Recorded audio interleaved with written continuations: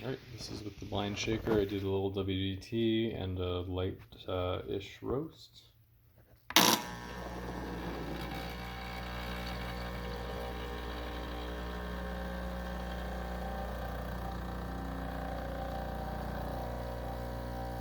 do 15-second pre-infusion. Yep, there we go.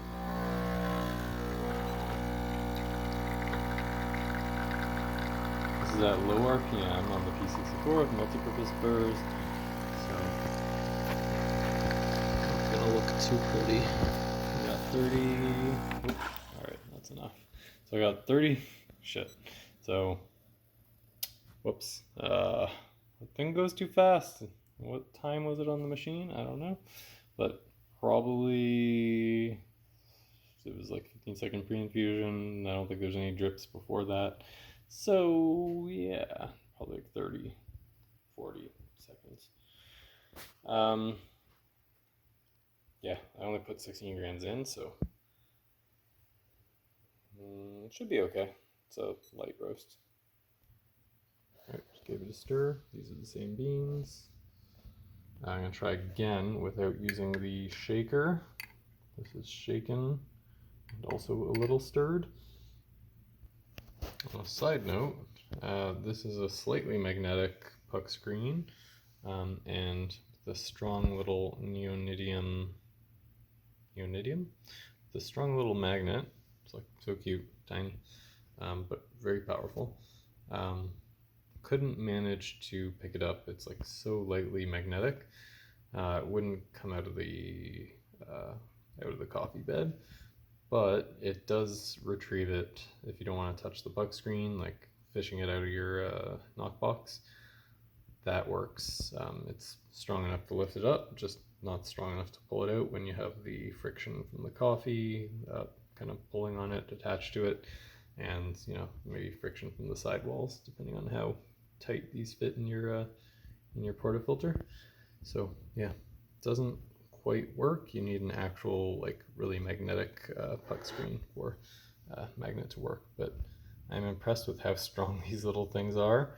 I don't think any magnet is going to work when it's just so slightly magnetic, just not strong enough to pull it out, unless it's fitting really loosely in your portafilter, maybe.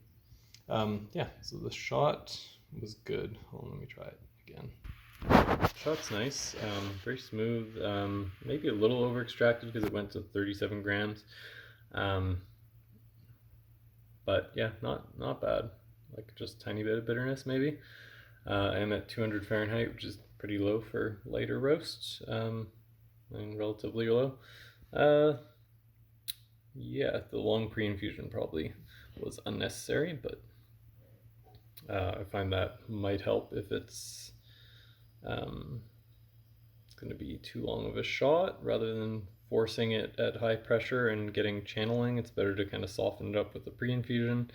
Then generally shots will run faster after the pre-infusion. So yeah, that's what I did. Yeah, so I'm going to try again with the other method of not shaking.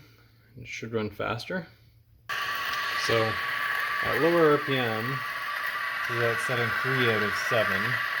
I think that's like 500 RPM, I'm not sure. I gotta look up the thing in the manual. Okay, so make it a little quieter. So SSB multipurpose burrs at low RPM, very slow at such a fine grind size. This is actually my 0 point. So we're basically at like 9. Yeah. Setting of 9. That should be 90 microns.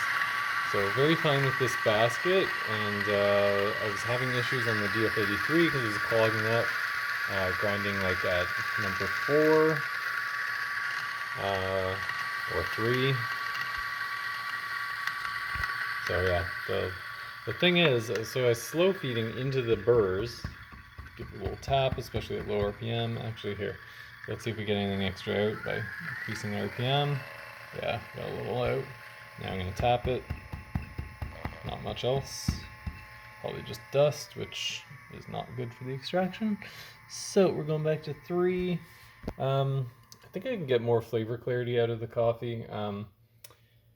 Lower RPM generally, I believe, will give you higher clarity, but there's a whole other rabbit hole where slow feeding gives you higher clarity. So the fact that I slow fed into the burrs, but it still took a very long time for the burrs to grind through the coffee and catch up.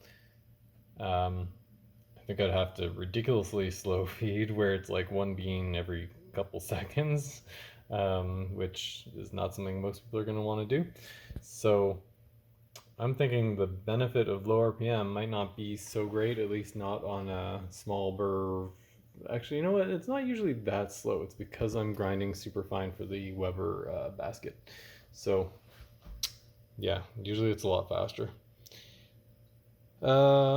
So yeah, but I'm wondering, is it better to go high RPM and just slow feed rather than have it at lower RPM and just have to wait for the grinder? Oh, so here's the thing with the P64 without RDT. So you see how it's kind of messed there. So I wanted to use this, the Moonraker, no, the whatever the hell, Barista Hustle auto comb, but I can't do that until I get this relatively level. So I like these manual tools. This is the Wise distribution tool from the Happy Tamper people. Nice long thin needles, which makes them kind of flexible, which may not be the best thing. But anyway, once I do that, now they're even enough that I can use the Moonraker. But it's like I might as well have just done WDT, so it might still be a little fluffy. So I'm going to tap down. Whoop, whoop. And yeah, so funnel is relatively clean now. It wouldn't have been if I just removed it. So I'm going to do, yeah, so I need 2 hands for the Moonraker, or whatever this is called. So check out this nice crop circle I made. So yeah, I'm just going to tap down slightly. It's kind of too padded. That should be fine. Hopefully I didn't make a gap along the edges of the walls. So yeah, I'm gonna use Happy Tamper. I do a double tamp. I was doing that before Lance said that, just because I think it cleans off your tamper a little better. This is what I used for the last shot, so I'm gonna do that again. And last shot, I kind of waited a minute or so with it in the thing before I pulled the shot, so I'm going to do the same procedure. Make sure everything is lined up. Yeah. And yeah, teared. Alright, we'll give it a couple seconds more. Alright, so maybe around here you can see everything. Shot timing, weight. I also want to be able to see with my eyes instead of looking through the phone. So yeah, filming might be bad, but let's give it a try. So last time we did 15-second pre-infusion. Not sure if I should do the same thing. Alright, looks like it's pretty fine still. Yeah, about the same. So about 15 seconds. And we stopped it around 34, and then we got 36 out, 37 in the cup. Yeah. Oh, look at this one better, maybe. Yeah, it's a little faster. Oh, yeah, about the same. Oh, that was 30 seconds, 31, 21. I forget what it was last time, but I think it's similar, maybe a little faster. Alright, first impression, well, it's still pretty hot. I think this one's smoother. Maybe it tastes like it's lower extracted. It's a little sharper. I kind of like that. Like it's got a little more intensity to the acidity. Not being like acidic or anything, but yeah. I thought there's more. It seems like there's more flavor clarity, maybe, but that just could be because the acidity. I don't know.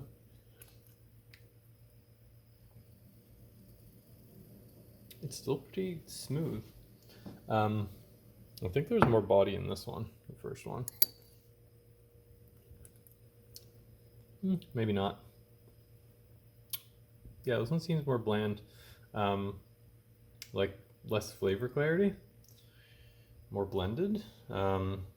Maybe I slower fed into this one. I thought I was being pretty consistent, but either way, it took a long time for it to grind. So I think that kind of negates the whole slow feeding thing. If it's still waiting, if there's still a backlog of coffee waiting to be ground.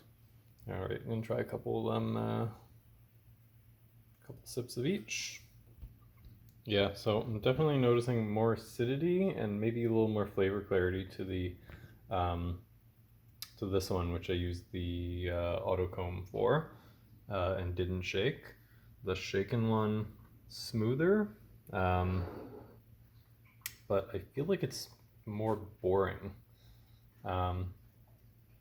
Yeah, for a light roast, I don't know. It just seems like it's more homogenized, maybe lower clarity. Yeah, they're both good, but yeah, I guess it depends. Like, do you want which workflow do you like better? I think for me, something like this, the subminimal flick, or the can't focus, or the happy tamper one that I used. That's probably better workflow wise, but you know, if you have two hands free and you're not putting it down on a tamp stand because you're being fast and efficient, and you just want to hold in your hand, I guess you still need to put it down to tamp it, right? I guess you put it on the edge of the table. How do most people do it? I don't know, but I like the tamp stand. And I like to have my hand free, so you know, I can, well, when I'm filming I need to, but I'm not using a GoPro, even though I have one, I just never use it. What was I saying? Yeah, so for this, the workflow is basically like you have your portafilter in one hand, lock this in, and then you spin it with your other hand. So it's fine, it's more efficient, but you need to make sure your grinder is neat enough that you don't have a coffee piled up on the side of your funnel. RDT would probably solve that, but I don't like doing RDT, so yeah, I don't know. Maybe I should start doing it, or I'll just keep doing manual WDT, which works well for me. Yeah, I don't love the tumbler workflow, but I mean, with a better tumbler, maybe I'll have better luck. This is like after rubbing it and trying to get all the coffee out, it still has a good amount of retention stuck, coffee stuck to it. So not ideal. All right, I'm gonna try it one more time. See if anything's changed as they're cooling. Yeah, so the first one, the one where I blended or shook the coffee,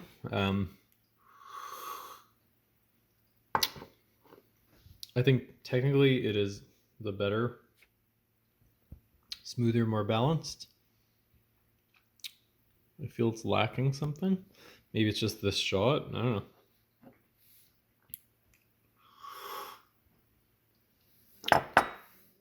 This one does have a little more, yeah. It's got a little bit of a funky aftertaste I've sometimes gotten with this coffee.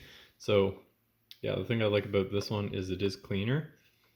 So yeah, I guess it technically wins. This one's not bad. I think it's a little more interesting. But I am noticing a little bit of the funky aftertaste now that it's cooling. I didn't notice it at first. This is with the auto comb without shaking. This is shaken. Shaken, stirred.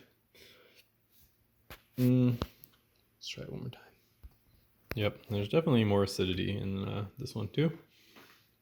It's not like it didn't flow. It's not like it flew. It's not like the shot flowed too slow or fast. They're both pretty equally long and both same ratio. So interesting how This one is a lot more acidic, a little brighter. And this one's smoother. Yeah.